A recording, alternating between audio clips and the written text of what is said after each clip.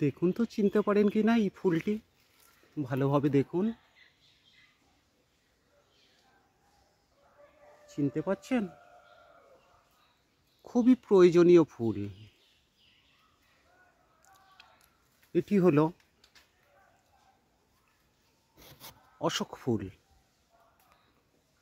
যে ফুলটি হিন্দু শাস্ত্র মতে অশোক ষষ্ঠীতে খেয়ে থাকে।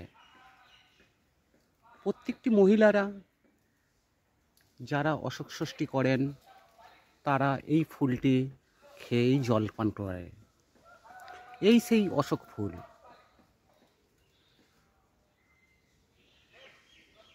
এটি সচরাচর দেখা মেলা ভার, ভাগ্যের চক্রে দেখা হয়ে গেল, তাই আপনাদেরকে দেখাতে পাচ্ছি। গাছে প্রচণ্ড হারে ফুল ফুটেছে এবং গাছটি খুব চমৎকার লাগছে। দেখুন, খুব সুন্দর লাগছে গাছটি।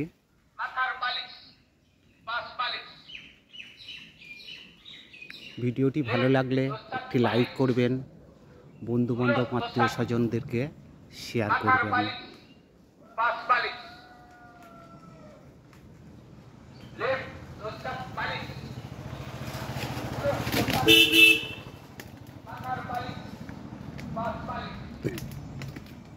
এই ফুলেরও প্রচুর ভেষজ গুণাগুণ আছে।